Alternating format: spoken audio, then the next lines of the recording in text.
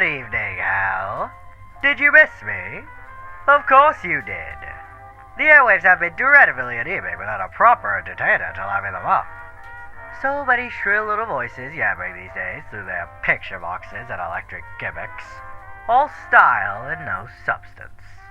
One can scarcely walk through Pentagram City anymore without hearing some talentless fool trying to sell nonsense on a cathode tube. And then there's Vox. Ha ha ha ha ha. Oh, I shouldn't laugh. It's terribly impolite to mock the technologically afflicted.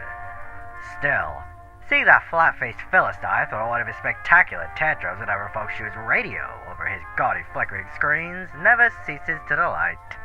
The poor chap still can't grasp the difference between noise and presence. You see, you can watch television, but radio slips inside your head. It curls around your thoughts, settles into your bones, whispers sweetly into the dark corners of the mind where fear likes to hide. That's why they feared me once, and why they still do now. You remember the old broadcast, don't you? Oh, I know you do.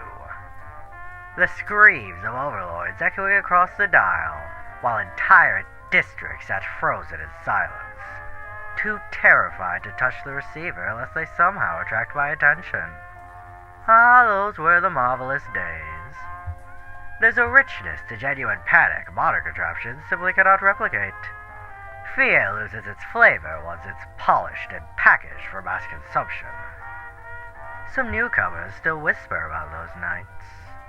They ask whether the stories are true, whether I truly transmitted the deaths of tyrants straight into every parlor and speakeasy in hell.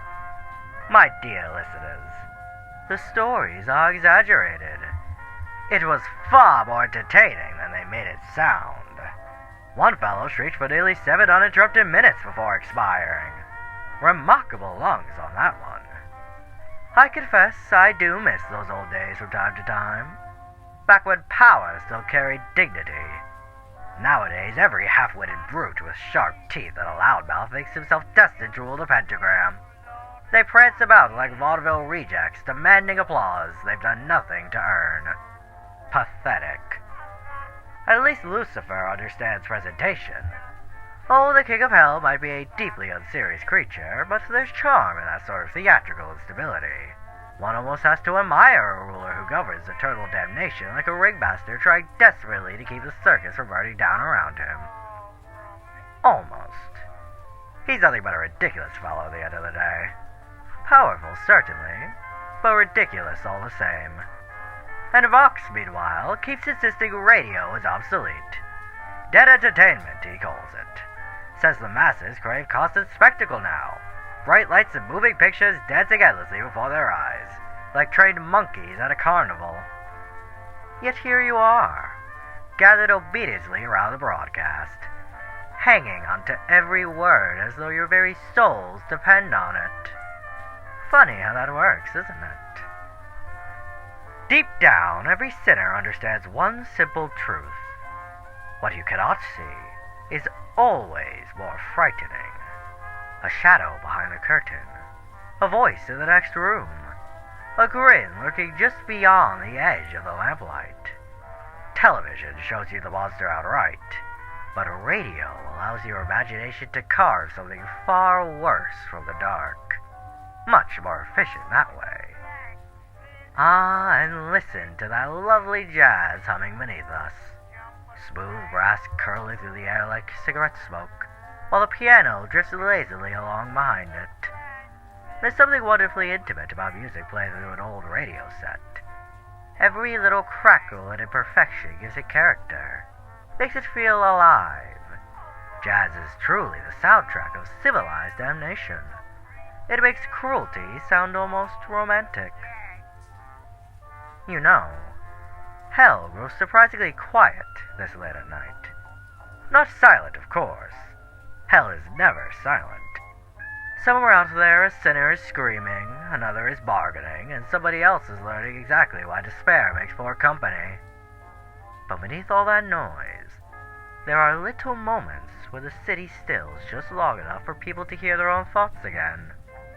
That's usually when the regret creeps in. Regret for the deals they made in desperation.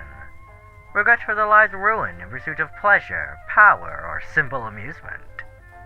Regret for every ugly little thing people convinced themselves was necessary. And the funny part is, no matter how loud hell becomes, nobody ever truly escapes themselves. Isn't that delightful? Eternity trapped with the one creature you can never outrun. Fortunately for you, I'm here to fill the silence. And unlike certain rivals of mine, I don't require hypnotic picture reels, flashy advertisements, or electrically induced nonsense to keep a captive audience. Just a microphone, a pleasant smile, and the occasional reminder of what becomes of those foolish enough to bore me. Still, I do appreciate loyal listeners. It's nice to know there are still people in this wretched pit with refined taste. People who understand that entertainment should leave one unsettled. A proper performance ought to linger in the mind long after the curtain falls, like the scent of cigar smoke in an empty room, or the echo of laughter from somebody who absolutely should not be laughing. So do try to enjoy the rest of your evening, my dear sinners. Pour yourselves another drink. Dim the lights. Let the music wash over you while the city groans and writhes outside your windows. And if, sometime after this broadcast ends, your radio crackles back to life all on its own, well, I wouldn't bother unplugging it. After all, the world is a stage, and I simply adore making surprise appearances. Sweet dreams, Hal. Do sleep lightly. And remember, my dear listeners, you're never truly alone while the radio's on.